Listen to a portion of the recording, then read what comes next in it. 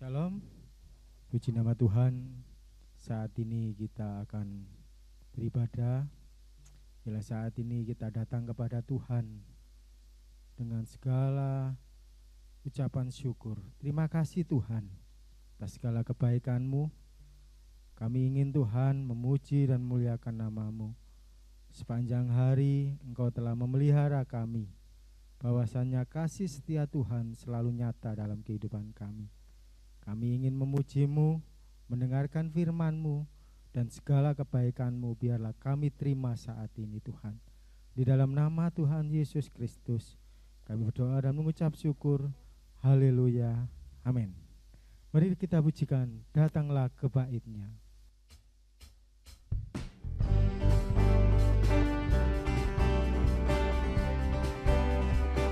Pujilah dengan syukur kepada Tuhan, bahwasanya kasih setia Tuhan selalu nyata kepada kita. Datanglah ke Bait-Nya dengan hati bersyukur, ke dalam pelataran-Nya dengan hati bersuka.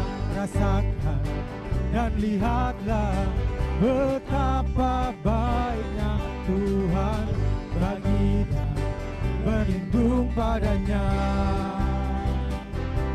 Akan bersorak-sorak, akan bersorak-sorak. Bersyukurlah kepada Tuhan, sebab Dia baik, bahwasanya untuk selamanya kasih setianya. Bersyukurlah kepada Tuhan, sebab Dia baik, bahwasanya untuk selamanya kasih setianya. Datanglah ke Bait-Nya dengan hati bersyukur. Datanglah ke Bait-Nya dengan hati bersyukur. Rasakan pelataran-Nya dengan hati bersuka. Rasakan dan lihatlah betapa baiknya Tuhan bagi yang berlindung padanya. Akan bersorak-sorak, akan bersorak-sorak. Bersyukurlah kepada Tuhan, sebab Dia baik, bahwasanya untuk selamanya kasih setianya. Bersyukurlah kepada Tuhan, sebab Dia baik, bahwasanya untuk selamanya, bahwasanya untuk selamanya, bahwasanya untuk selamanya kasih setianya. Sama-sama kita katakan, bersyukurlah. Yes. Kita akan menerima kebaikan Tuhan lewat firman, apa yang dipesankan buat kita. Biarlah kita masuk dalam hadirat Tuhan lebih lagi. Sejauh timur dari barat, betapa besar kasih-Mu Tuhan buat kami Yesus. Ajari kami mengerti itu.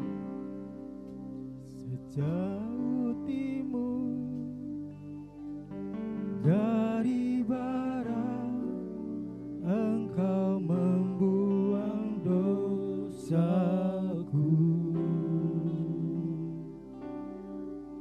Tiada kau ingat lagi pelanggaranku.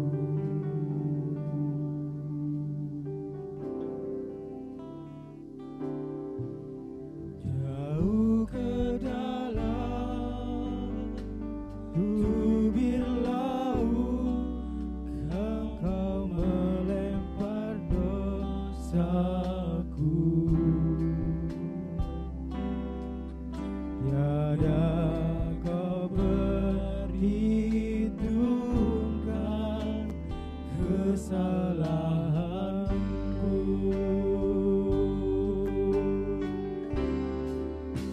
Betapa besar kasih pengampunanmu Tuhan. Aku pandang hina hati yang hancur. Ku berterima kasih Tuhan, ku berterima kasih kepadamu ya Tuhan. Pengampunan yang Kau beri, pulihkanku. Haleluya. Sejauh timur dari barat, Engkau membuang dosaku. Tiada Kau ingat lagi pelanggaranku. Jauh ke dalam tubir laut, Kau melemparkan dosaku. Tiada Kau perhitungkan kesalahanku.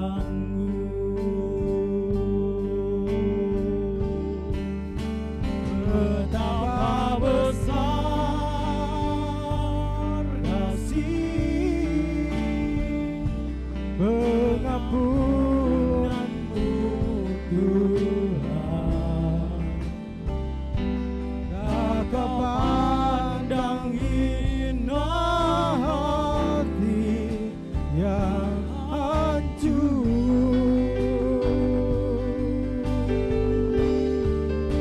Ku berterima kasih kepadamu ya Tuhan. Pengampunan yang Kau beri, pulihkanku. Betapa besar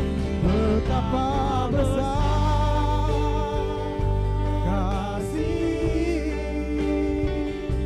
pengampunanmu Tuhan. Aku pandang hina hati yang hancur.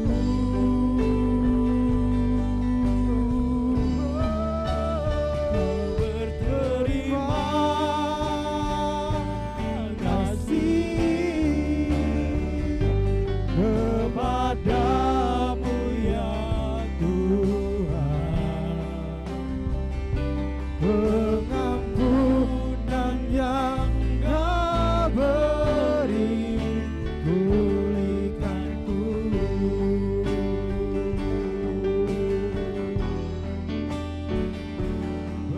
Pengampunan yang Kau beri, pulihkanku. Haleluya. Pengampunan yang Kau beri, pulihkanku.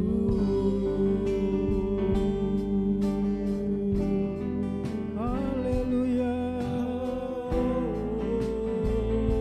Haleluya. Betapa besar kasih-Mu Tuhan. Kau telah memulihkan kami Tuhan. Haleluya.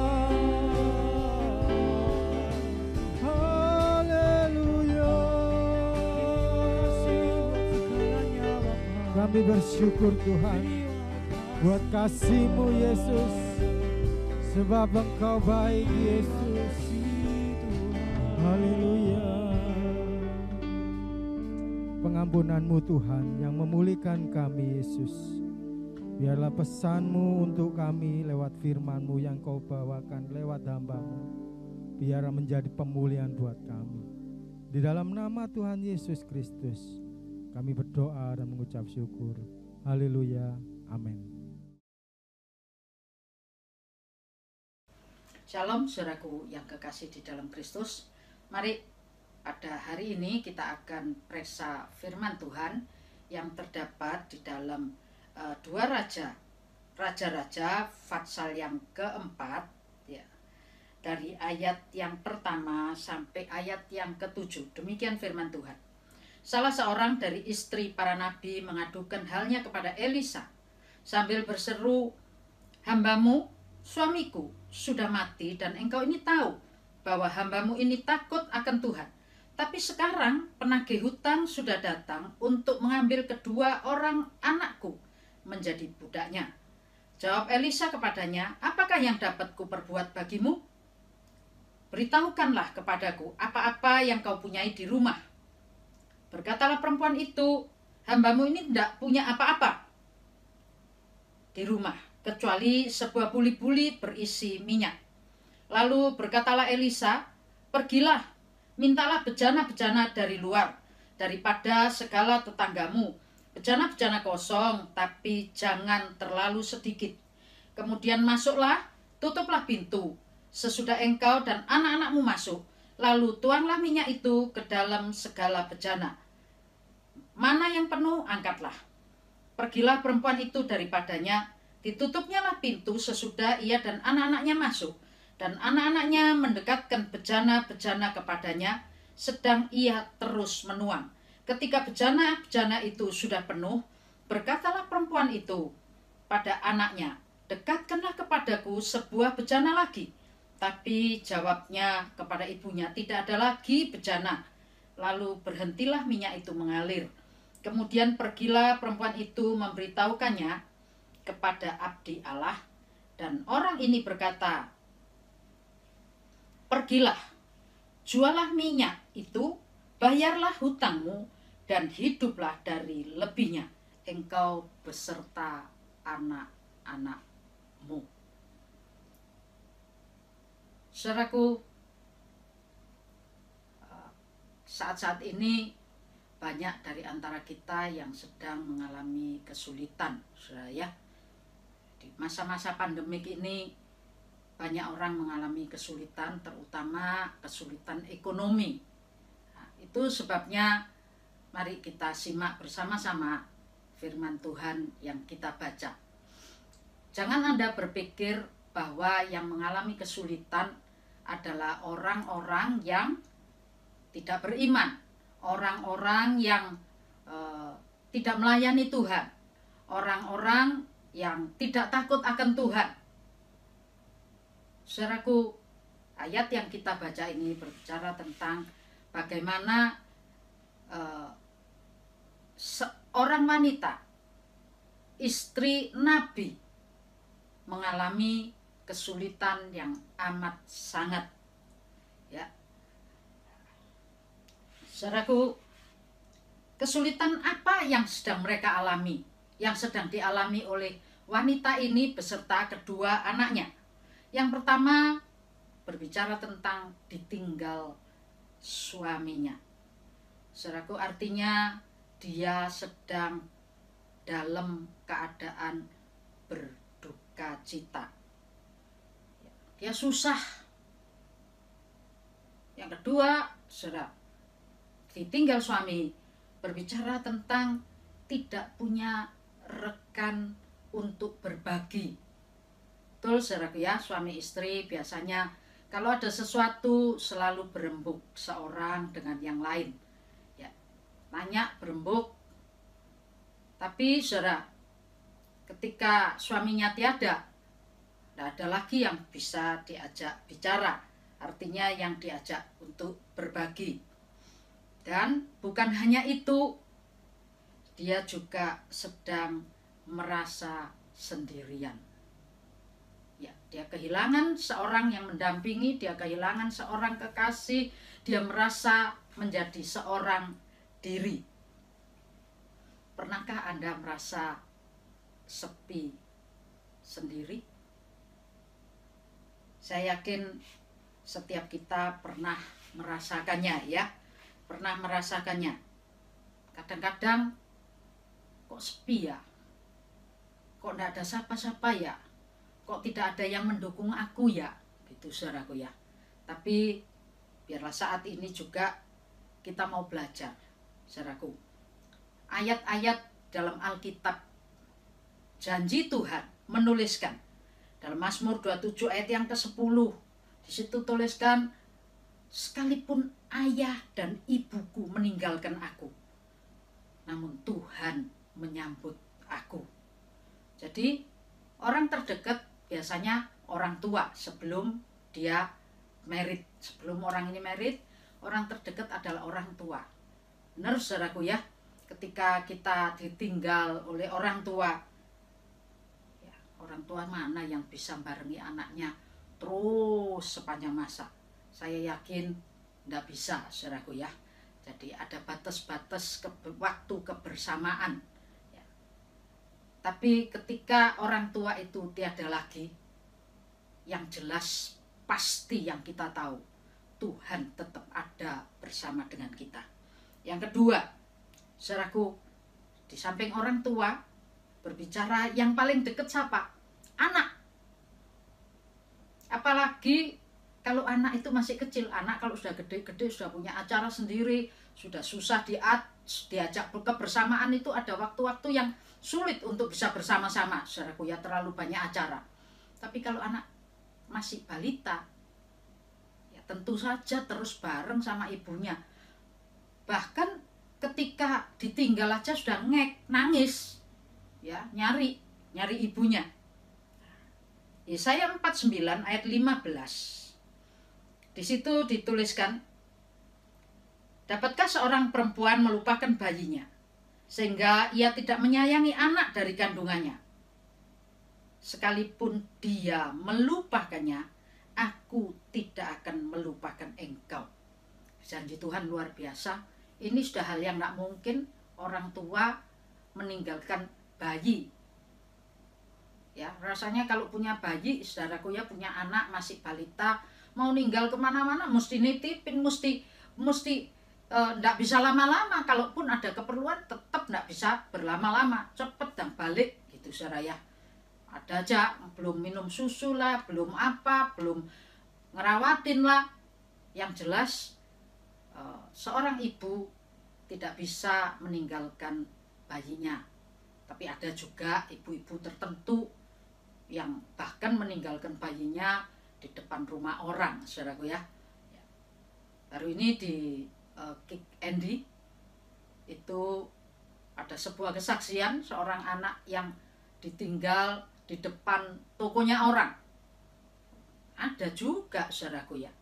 Jadi kalau ada wanita yang bisa meninggalkan anak bayinya, janji Tuhan dalam Yesaya 49 ayat yang ke-15, Tuhan tidak pernah meninggalkan kita. Ya, Tuhan tidak pernah melupakan kita. Jadi Anda pernah merasa sendiri? Anda pernah merasa seolah-olah tidak ada pendukung? Saudaraku, ada sahabat yang setia, ada pendukung yang setia, ada penolong yang setia, saudaraku, yang tidak pernah melupakan kita, yaitu Tuhan kita Yesus Kristus. Ya, Yesaya 49 ayat yang ke-16. Di situ dituliskan, lihat, aku melukiskan engkau di telapak tanganku. Tembok-tembokmu tetap di ruang mataku. Saya ini tadinya merenung-renung tembok-tembokmu di ruang mataku. Saudaraku ya, ini bagian pertama dari Yesaya 49 ayat 16 ini dikatakan melukiskan kita ini di telapak tangannya. Terjemahan yang lain bukan cuma melukiskan, tapi mengukirkan kita di telapak tangannya. Artinya tidak terhapuskan, ya, tidak terhapuskan. Dan bahkan dikatakan tembokmu di ruang mataku. Saya berpikir-pikir, gimana ya tembok? Anda pernah berpikir tembok di ruang mata? Ya, kalau kita lihat tembok, enggak tembus, saudaraku ya, enggak tembus. Tapi mata Tuhan itu tembus kemana-mana. Baru ini ada orang, saya pernah dengar sih, salah seorang anak dari angkatan bapaknya, angkatan udara, ya, anaknya dari kecil diajak lihat pesawat, lihat apa-apa, dan anak ini tertarik pada radar. Saat ini dia ada di Jepang dan sedang duduk di posisi sebagai kepala bagian radarnya Jepang, bahkan untuk seluruh dunia, saudaraku ya, radar yang menembus semua tembok-tembok.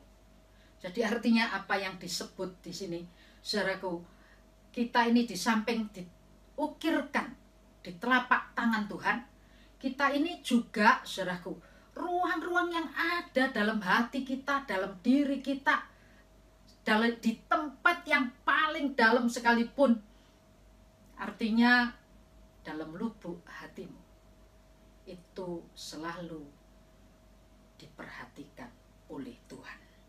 Jadi jangan takut ditinggal, jangan takut sendiri, saudaraku. Bahkan yang kita kadang-kadang tidak mengerti saja, Tuhan mengerti lebih daripada kita mengerti. Karena Tuhan melihat sampai pada kedalaman hati kita, saudara. Dan Mazmur 121 ayat 3 dan 4, di situ dikatakan penjaga Israel tidak pernah terlelap. Sedetik pun dia tidak pernah terlelap untuk menjagai kita sekalian. Saudaraku, Daud punya permohonan di Mazmur 71 ayat 18. Ya. Permohonan Daud.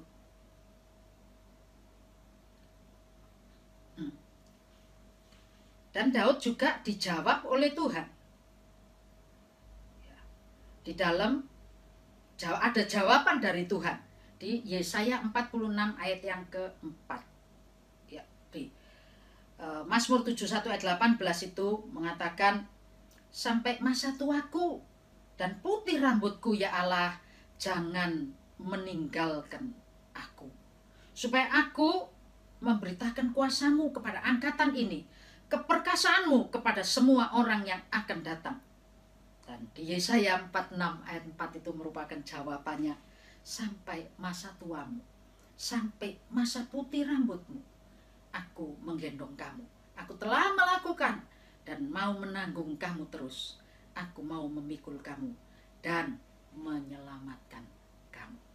Saudaraku, ya, biasanya orang kalau masih muda teman masih banyak. Sampai pertengahan umur makin banyak teman-teman bisnis dan lain sebagainya, saudara, teman profesi. Tapi ketika orang menjadi tua, sudah mulai pensiun itu sudah kehilangan banyak teman, banyak.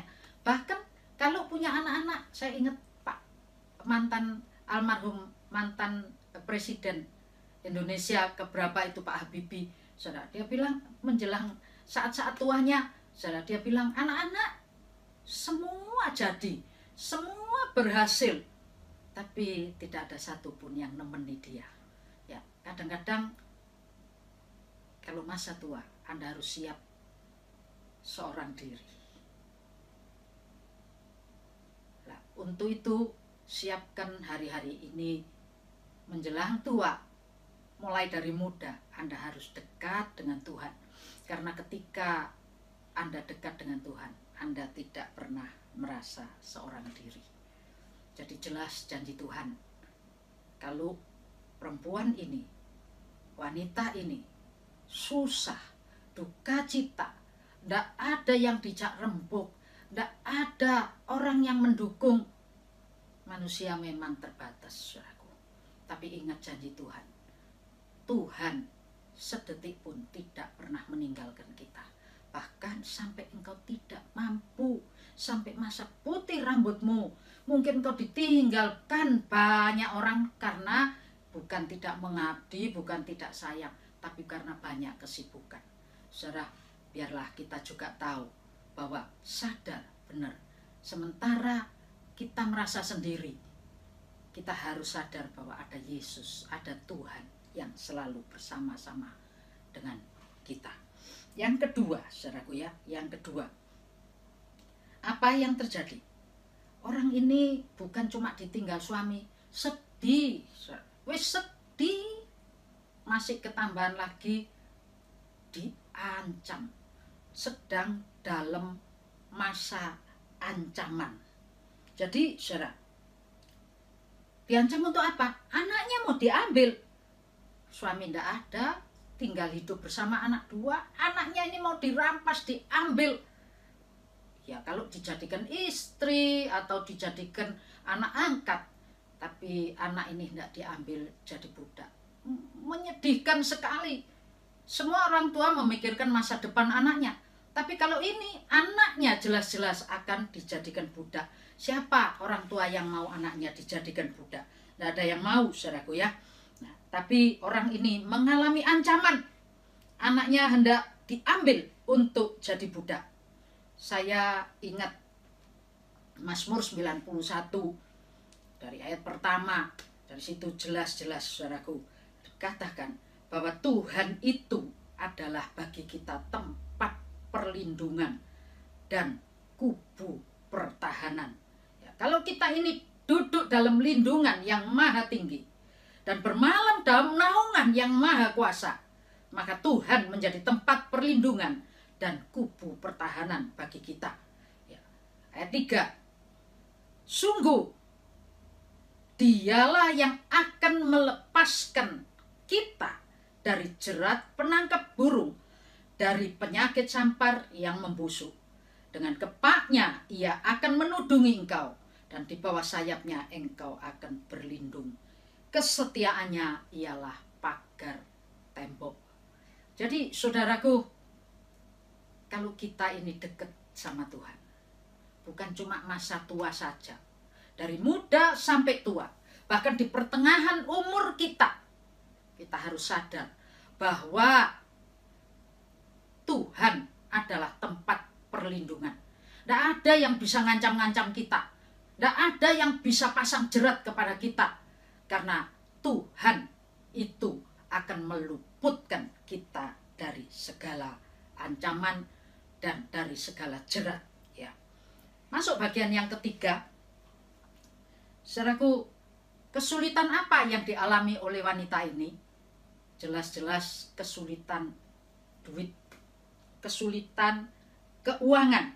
Ya, saudaraku, kesulitan keuangan lebih dari kesulitan keuangan, dililit hutang dan bahkan hidup dalam kekurangan, harus bayar hutang, tidak punya apa-apa, saudara, ditekan, dipaksa untuk bayar, dan anaknya mau dijadiin budak. Nah, ini ayo kita urai. Saat-saat ini, pandemik ini, banyak orang mengalami kesulitan, saudaraku ya. Yang kerja, buka toko, punya perusahaan, berapa perusahaan kukut, bangkrut. Bahkan bukan cuma perusahaan-perusahaan kecil, perusahaan-perusahaan besar bangkrut. Berapa kemarin ada report, saudaraku ya, berapa perusahaan besar pada gulung tikar, apalagi yang kecil-kecil. Itu yang punya perusahaan, yang tidak punya perusahaan, yang punya perusahaan, perusahaannya kukut, gulung tikar, dia masih punya tabungan, hidup dari tabungannya. Tapi yang biasa karyawan, yang biasa buka toko, yang biasa pekerja harian, berapa yang dirumahkan, berapa yang alami kerja tinggal seminggu kerja 3 kali 3 hari, libur 3 hari, saudaraku, tinggal 50%, gajinya juga dipotong. Nah, mau tidak mau mesti berpadan, hidup dalam kekurangan. Kalau tidak punya utang tidak apa-apa. Kalau kadung punya kredit, saudaraku, kredit motor, kredit mobil, kredit rumah, tidak bisa, tidak harus dibayar. Nah, saudara, mari, memang saat-saat ini saat kesukaran, tapi ini tidak menutup kemungkinan untuk kesukaran-kesukaran yang lain, persoalan-persoalan yang lain. Mari kita simak, saudaraku ya. Yang pertama, tentang kesulitan ekonomi ini. Kalau engkau mengalami kesukaran dan kesulitan, jangan lari ke tempat yang salah. Jangan cari pertolongan ke tempat yang salah. Ya, mungkin sahabat baik, mungkin saudara, mungkin sanak famili bisa menolong Anda. Tapi bersiaplah dengan hati yang lapang, berbesar hatilah, karena manusia ini serba terbatas. Mereka, orang-orang dekatmu, itu bisa mengecewakanmu. Kalau engkau kecewa, dikecewakan oleh orang-orang dekat, jangan salah cari tempat pelarian lagi. Di Yesaya 8 ayat 19. Di situ dikatakan, dan apabila orang berkata kepada kamu, mintalah petunjuk kepada arwah-arwah dan roh-roh peramal yang berbisik-bisik dan komat kamit. Ya, betul saudaraku ya. Kalau orang sudah keplepet, orang sudah mengalami kesulitan, lari minta tolong sana, tidak ditolong, tolong sini tidak memadai. Sudah nolong tapi tidak memadai, tidak sesuai dengan kebutuhan keperluanmu. Biasanya orang sudah cari orang pinter, ngeramal aja, nasibku ini mau jadi gimana. Saudaraku ya. Tapi Yesaya 8 ayat 19 tadi. Kalau ada orang yang mengajakmu, menunjukkan kepadamu tempat-tempat ya, klinik, saudaraku ya, tempat para peramal atau roh-roh arwah, cari kepada arwah-arwah, kau harus punya jawaban. Ini jawabannya. Yesaya 8 ayat 19b. Bukankah satu bangsa patut minta petunjuk kepada Allahnya? Kepada siapa, saudaraku, Anda cari petunjuk? Kepada Allah. Besar Allah. Atau haruskah mereka meminta petunjuk kepada orang-orang mati? Bagi orang-orang hidup. Jadi jangan salah, Anda jangan pergi cari guamia, cari ramal, mau tahu nasib, ya, cari orang pinter untuk meneluh supaya rezeki ada, cari pelarisan. Itu bukan jalannya. Anda salah jalan. Ya, jadi larilah ke tempat yang benar. Ada pujian katakan, hanya ku bisa lari kepada Tuhan. Hanya ku bisa cerita kepadanya. Betul? Hanya ku bisa lari dan bisa cerita kepada Tuhan saja. Jadi tempat pelarianmu harus benar, kepada Tuhan. Wanita ini, saudaraku, tidak salah tempat pelariannya. Dia lari kepada abdi Allah. Hamba-hamba Tuhan bisa engkau datangi, ajak sharing, saudaraku ya. Nah, tanya itu masih boleh. Orang ini, perempuan ini, wanita ini, janda ini datang kepada Elisa. Lalu Elisa juga menjawab, apa yang aku bisa lakukan untukmu? Artinya Elisa memang tidak bisa berbuat apa-apa. Elisa tidak bisa melakukan apa-apa. Tapi jawaban melalui Elisa dari Tuhan itu akan merupakan jawaban yang jitu, memberikan jalan keluar dan pertolongan bagi kita yang sedang dalam kesulitan. dengarkan suara Tuhan, dengarkan perintah Tuhan. Wanita ini lari kepada abdi Allah, sudah tempat yang benar. Lalu mendengarkan apa yang diperintahkan oleh abdi Allah itu, oleh Elisa. Elisa sudah bilang, "Duh, enggak bisa apa-apa aku." Jangan kecewa dulu. Manusianya memang enggak bisa apa-apa. Tapi Tuhan yang ada dalam Elisa bisa memberikan solusi dan jalan keluar. Itu sebabnya dengarkan firman Tuhan. Dengarkan perintah Tuhan. Saya tidak tahu hari ini siapa yang di antara Anda yang sedang mengalami kesulitan berat. Mungkin hati Anda sedih. Mari, dalam kesedihanmu, jangan engkau menutup nuranimu. Biarlah nurani kita ini tetap peka. Peka apa? Untuk mendengar suara Tuhan. Peka. Orang yang tidak dekat dengan Tuhan tidak bisa dengar suara Tuhan.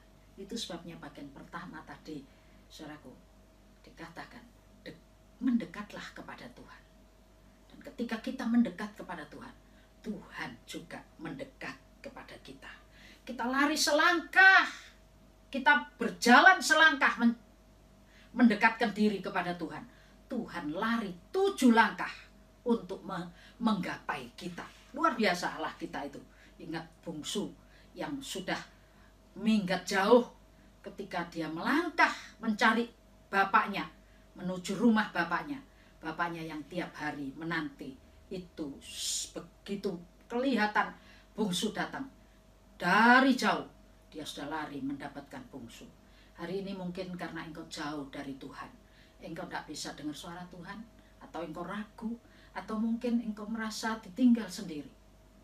Punya tekad, dekatkan diri, melangkahlah mendapatkan Tuhan, maka pasti engkau ditemui, engkau dipeluk, engkau sudah capek, engkau dicium, saudaraku, engkau dikasih Tuhan, engkau dibelai oleh Tuhan, karena dia juga sebenarnya sedang rindu menantikan engkau mendekat kembali kepada Tuhan. Ya. Lalu bagian lanjutnya, bukan cuma mendengar, saudaraku ya, bukan cuma mendengar, tapi mendengar dan melakukan. Yakobus katakan iman tanpa perbuatan mati, iman tanpa perbuatan sia-sia. 1 Samuel 15 ayat 22. Di situ juga dituliskan, saudaraku, mana yang lebih disuka oleh Tuhan? Ya, mana? Apakah Tuhan itu berkenan kepada korban bakaran dan sembelihan sama seperti kepada mendengarkan suara Tuhan? Sesungguhnya mendengar lebih baik daripada korban sembelihan, dan memperhatikan lebih baik daripada lemak domba jantan. Tuhan bilang, daripada semua korban yang kau buat persembahan apa, tuh yang paling menyenangkan hati Tuhan adalah mendengar suara Tuhan dan mentaati, melakukan apa yang dikehendaki oleh Tuhan, saudaraku ya.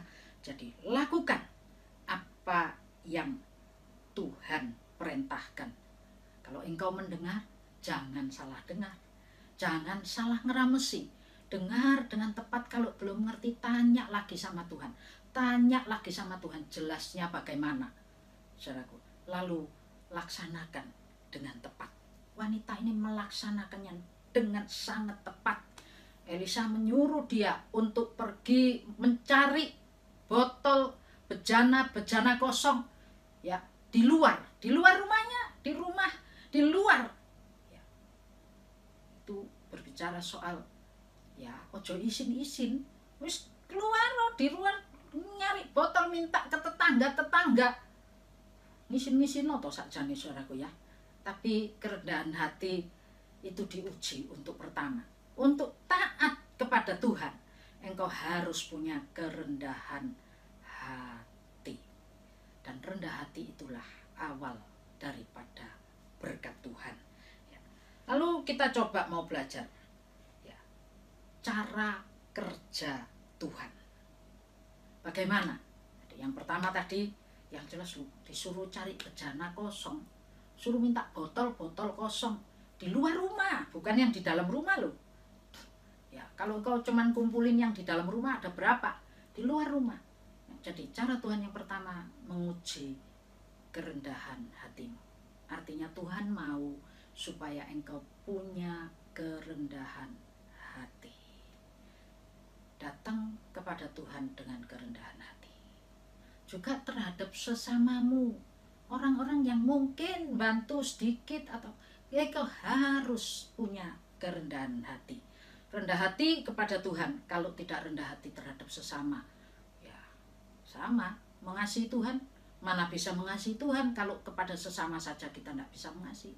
Bagaimana kita bisa membawa diri rendah di hadapan Tuhan kalau terhadap sesama kita sombongnya bukan main, saudaraku ya. Terus cara kerja Tuhan. Jadi yang pertama, mau engkau punya kerendahan hati. Yang kedua, Tuhan itu tidak kerja yang angel-angel. Ya. Tuhan berkarya, apa yang ditanya sama Elisa? Apa yang ada padamu.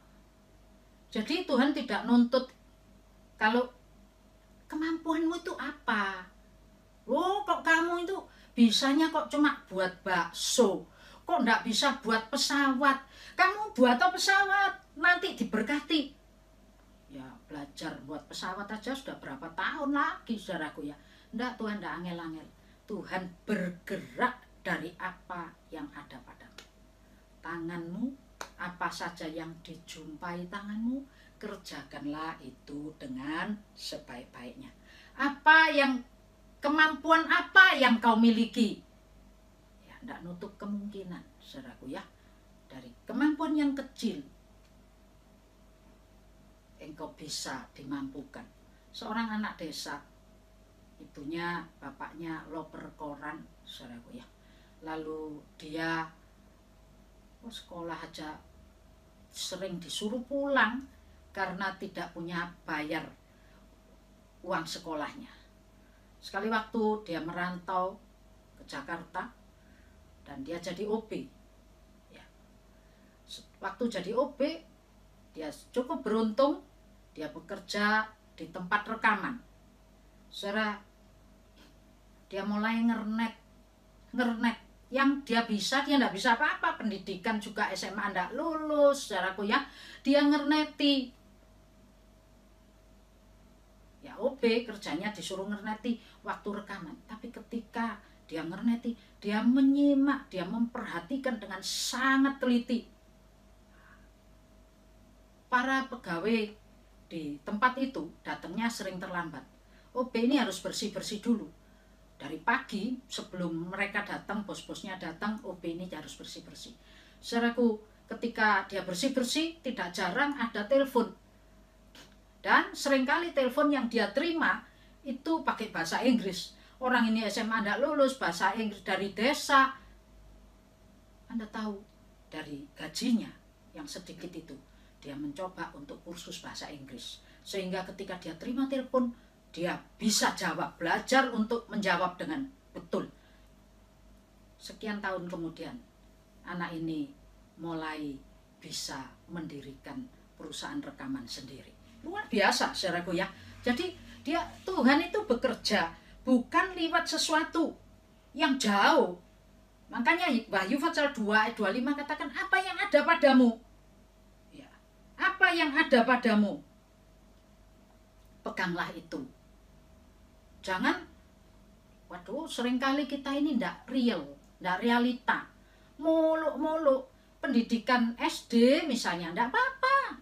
Dari apapun yang kau punyai, tidak kurang jalan Tuhan untuk memberikan berkat kepadamu. Jangan nunggu kalau sudah lulus dari sekolah buat pesawat, baru engkau bisa diberkati. Tidak, saudaraku ya, apa saja Tuhan sanggup. Artinya karyakan itu, bekerjalah maksimal seperti yang saya ceritakan. anak loper koran, pergi ke Jakarta, jadi OB. Hari-hari ini dia punya perusahaan rekaman. Bahkan dia mengembangkan sayapnya lebih lagi. Dia punya beberapa anak perusahaan di bidang-bidang yang lain. Saya tidak ingat namanya, saudaraku ya. Nah, lalu dari cerita ayat Alkitab yang kita baca tadi, anak-anak disuruh minta, ya, disuruh minta semuanya. Artinya juga bekerja sama. Jadi yang pertama bekerja maksimal. Yang kedua, ya, punyai kekompakan. Kekompakan. Wanita ini, janda nabi ini, dengan 2 anaknya masuk, tutup pintu. Setelah mereka semua dapatkan botol-botol kosong, bejana-bejana kosong, wanita ini bagian nuang, anak-anaknya bagian satu bagian ambil botol, taruh, satu bagian taruh, satu bagian ambil yang penuh. Begitu terus, minyak terus dituang terus. Artinya, jadi yang pertama berkarya maksimal, yang kedua ya jangan tidak kompak. Seisi rumahmu itu isi berapa orang sih? Ya, bergandeng tangan, saling menopang, saling mendukung, saudaraku ya. Ibu anak ndak iren-irenan, ndak marah-marahan, tapi apa yang bisa dikerjakan, ambil bagianmu untuk mengerjakannya. Jangan pangku tangan, tapi bekerja sama, bekerja maksimal, bekerja sama antar seorang dengan yang lain, artinya kompak. Di dalam kebersamaan, Mazmur 133, urapan Tuhan itu akan mengalir. Masuk kamar, tutup pintu. Itu bicara, ayat menuliskan, dan berdoalah kamu di tempat yang tersembunyi. Berbicara tentang berdoa. Kompak dalam kerja, kompak di dalam menghadap kehadirat Tuhan. Mohon kemurahan Tuhan, mohon kasih Tuhan, mohon berkat Tuhan. Anda harus ingat, langit, bumi adalah ciptaan tangan Tuhan. Tidak ada artinya apa-apa kebutuhanmu itu bagi Tuhan. Lebih mudah dari membalik telapak tangan untuk Tuhan menolongmu. Yang menjadi penghalang adalah dosa-dosa kita sekalian. Dosa apa? Salah satunya mungkin malas, mungkin tidak real, saudaraku. Anda berpikir, oh mau yang ini, mau itu, ada kerjaan yang ada di depan ditolak. Mau keluar dari kesulitan, enggak. Seringkali kita ini molok-molok, yang kita cari yang molok-molok, enggak. Yang ada di depan yang real, yang nyata, juga yang benar. Elisa tidak ngomong, nyuri botol-botol ke sebelahmu, ke tetanggamu. Bukan, mintalah. Artinya melakukan yang benar. Yang kelihatan tidak benar ya jangan diterjang, saudaraku ya. Kalau diterjang tidak habisnya masa sulitmu tidak akan ada berhentinya. Jadi, saudara, bekerja maksimum. Realita harus ada. Kompak, saling mendukung dalam bekerja sama. Sehati, sepikir untuk mohon belas kasihan Tuhan. Ketika sehati sepikir, kita sebenarnya sedang menarik hadirat Tuhan untuk boleh datang atas kita. Dan ketika hadirat Tuhan ada pada kita, saudaraku, minyak itu dituang. Tuhan punya cara membereskan, mencukupkan segala kebutuhan, keperluan kita, membereskan segala persoalan kita. Bahkan tuangan itu sampai lebih, seberapa imanmu, segitulah akan kau dapatkan. ketika sudah penuh semua, ayo tarik botol satu lagi, sudah tidak ada Ibu. Artinya seberapa kau siapkan hatimu, bejanamu, imanmu, segitulah berkat Tuhan akan engkau terima. Ya. Karena Yakobus 5 ayat 16. Tuliskan. Karena itu hendaklah kamu saling mengaku dosamu, saling mendoakan supaya kamu sembuh. Ya, sembuh bisa sembuh dari sakit, tapi sembuh dari persoalanmu, kantong keringmu, luka hatimu. Biarlah saling mengaku dosa. Memang bagaimana bisa kompak ibu dan anak itu kalau anaknya batin, oh zamane papa masih ada, mama iki jahat, mama iki kereng, dan lain sebagainya. Harus beres, harus ada pemberesan, penyelesaian supaya bisa beres semuanya. Saling mengaku dosa. Yakobus 5 ayat 16b. Doa orang benar. Kalau sudah ada pembenaran dalam persekutuan kita, maka doa orang benar bila dengan yakin didoakan, besar kuasanya. Anda harus percaya janji Tuhan, ya dan amin. Langit, bumi beserta semua isinya bisa lenyap, bisa berubah, tapi Tuhan tidak pernah lupa pada janjinya. Dia adalah Allah yang setia pada janji, dan dia akan menepati janjinya. Janji Tuhan itu ya dan amin. Percayalah. Yang tidak masuk akal, yang tidak terjangkau oleh akal, ketika engkau jalankan firman Tuhan ini, masa ini memang masa sulit, tapi Tuhan punya cara untuk membereskan semuanya bagimu. Kalau engkau mau dibenarkan, hidup dalam kebenaran Allah. Sangat besar kuasa doa itu. Amin. Amin. Ayo katakan, sangat besar kuasa doa.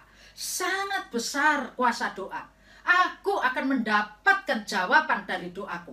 Tidak mustahil bagi Tuhan dan bagi orang yang percaya kepada Tuhan. Dan bagian terakhir, saudaraku, setelah wanita ini habis ininya, bejananya, lalu dia kembali lari untuk mencari petunjuk lebih lanjut kepada Elisa. Ya. Hanya orang setelah minyaknya penuh, ya tentu saja secara logika wanita ini tahu minyak yang dipunyai itu apa? Biasanya minyak narwastu yang mahal harganya. Ketika dituang lagi, satu botol itu 300 dinar. Itu berapa botol, seberapa banyak dia dapat? Dia bisa jual itu. Nggak pakai tanya lagi, didol, mari, beres, deal. Masalah selesai.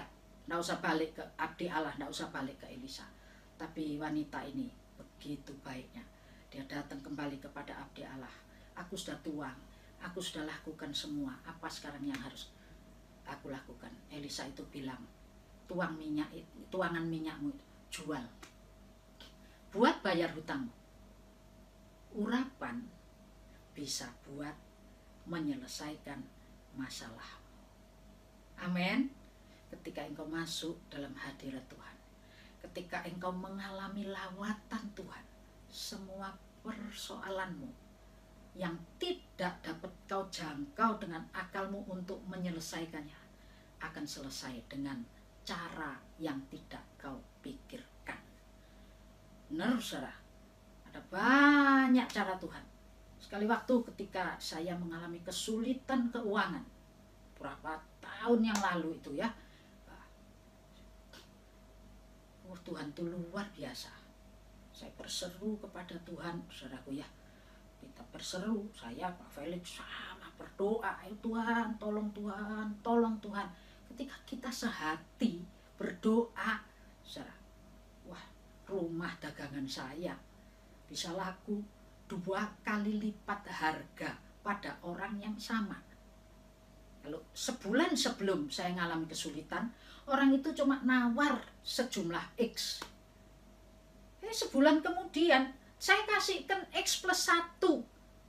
Nggak mau, saudaraku.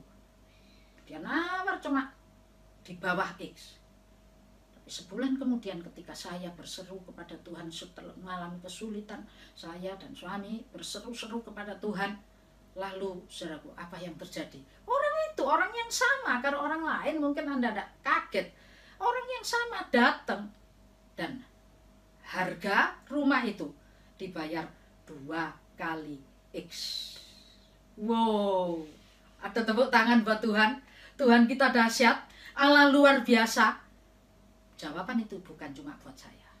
Hari ini kalau engkau sedang mengalami kesulitan, Tuhan punya lebih dari 1001 macam cara untuk menyelesaikan urusanmu. Ya, tapi jangan lupa, jangan jadi ingat di Lukas 17 ayat 15 sampai 18, tidak usah dibaca saudaraku ya. Ketika Tuhan masuk di satu kota, ada 10 orang sakit kusta. 10-10-nya minta tolong kepada Tuhan, dan Tuhan menyembuhkan semuanya. Ketika di perjalanan mereka sembuh, 10-10-nya sembuh, tapi yang balik cuma 1. Saudara, orang Samaria yang balik. Yang 10 orang Yahudinya, orang Ibraninya, orang sendiri, orang Israel tidak balik. Yang 9, yang 1 balik. Sampai Tuhan tanya, ya, ayat 17-nya, lalu Yesus berkata, bukankah ke-10 orang tadi semuanya telah menjadi tahir? Di manakah yang 9 orang itu? Tidak adakah di antara mereka yang kembali untuk memuliakan Allah selain daripada orang asing ini? Tuhan mau ketika engkau sudah ditolong Tuhan, kembali, lebih mendekat lagi, lebih mendekat, dan muliakan Tuhan melalui kehidupanmu. Ayat penutup, 2 ayat penutup, Ibrani 12 ayat 28. Jadi karena kita menerima kerajaan yang tidak tergoncangkan, garis bawahi sekarang ini, marilah kita mengucap syukur dan beribadah kepada Allah menurut cara yang berkenan kepadanya dengan hormat dan takut. Jadi saudaraku, mari kita mengucap syukur, tahu berterima kasih, mengucap syukur. Dengan cara apa? Dengan cara beribadah kepada Allah menurut cara yang ditetapkan oleh Allah. Kalau hari-hari ini mungkin tidak bisa ibadah di gereja, tidak bisa ibadah raya, apa yang ada? Mungkin online, mungkin ibadah-ibadah kelompok. Jangan Anda tidak tahu berterima kasih dan cara ngucap syukur yangnya apa sih? Aku ini sudah terima kasih, sudah ngucap syukur. Cara ngucap syukur yang kayak apa? Ini Ibrani 12 ayat 28 menunjukkan caranya adalah kembali kepada Allah, beribadah kepada Allah sesuai dengan cara yang ditetapkan oleh Allah. Ibrani 13 ayat 15. Sebab itu marilah kita oleh Dia senantiasa mempersembahkan korban syukur kepada Allah, yaitu ucapan bibir yang memuliakan nama Allah. Roma 12 ayat 1. Ya, apa yang dikatakan? Ini di sini mempersembahkan korban. Roma 12 ayat 1. Korban, mempersembahkan korban, persembahan, yaitu hidup kita ini. Memuliakan Tuhan, beribadah menurut cara yang ditetapkan Tuhan. Jangan setelah ditolong Tuhan, jangan setelah mendapat jawaban engkau berubah setia. Tapi mari kita datang kepada Tuhan dan kita memuliakan nama Tuhan. Amin. Mari kita berdoa. Bapa Surgawi, kami mengucap syukur. Ini janji yang Tuhan ucapkan bagi kita. Ada di antara kita yang mengalami kesulitan, yang mengalami kesukaran, yang mengalami persoalan. Mungkin itu persoalan keuangan, ekonomi, pekerjaan, keluarga, persoalan kesehatan, atau persoalan-persoalan yang lain. Janji Tuhan, ya dan amin. Tuhan selalu bekerja dari cara yang paling sederhana. Kalau wanita ini Tuhan tolong dengan cara cari bejana kosong. Dari yang ia punyai, 1 buli-buli minyak. Pada Hizkia raja itu, Tuhan tidak suruh cari obat naik ke gunung Himalaya. Tapi Tuhan pakai kue ara yang ada di dekat. Syarawarawarawas. Sekarang mari, biarlah engkau pakai, manfaatkan apa yang ada padamu, walaupun itu kelihatannya sederhana. Ucapkan berkat dalam nama Tuhan Yesus Kristus. Biar berkat Tuhan terjadi. Engkau bekerja yang giat, sehati, sepikir, kerjasama yang baik. Tarik hadirat Tuhan. Ketika urapan Tuhan mengalir atas kita, saat itu juga Tuhan sedang bekerja menyelesaikan persoalanmu. Dalam nama Tuhan Yesus Kristus. Dalam nama Tuhan Yesus Kristus. Biar urapan Tuhan terjadi. Dan saat ini juga engkau mengawali, mengerjakan sesuatu. Berkat Tuhan menyertaimu. Persoalanmu diselesaikan. Tolong Tuhan, seluruh jemaat Tuhan diberkati Tuhan. Dan tetap Tuhan lindungi kami dari segala ancaman COVID.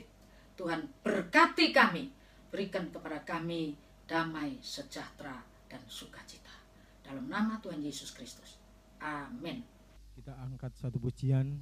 Kiranya Engkau memberkati kami Tuhan, berlimpah-limpah dan memperluas segala daerah. Kiranya Engkau memberkati aku berlimpah-limpah dan memperluas daerahku.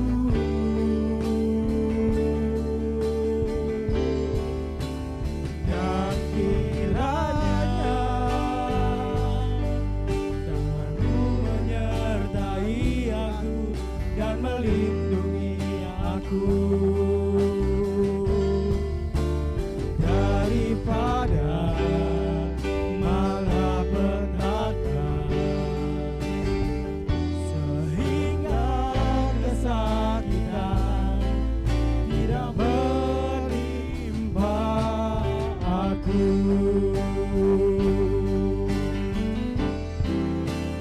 Kiranya Engkau memberkati aku berlimpah-limpah. Kau memperluas daerahku Tuhan, dan memperluas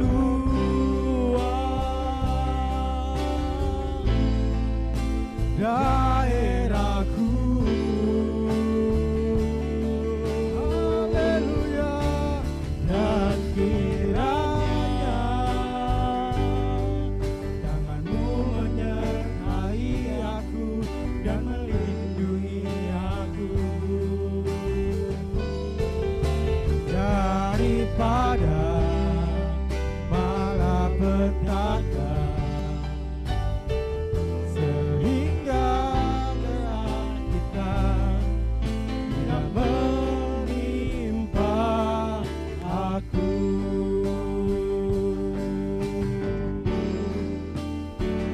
Sehingga kesakitan tidak menimpa aku.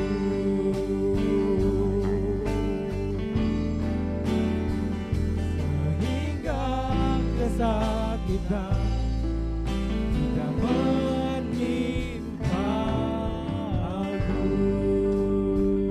Haleluya. Tuhan memberkati kita semua.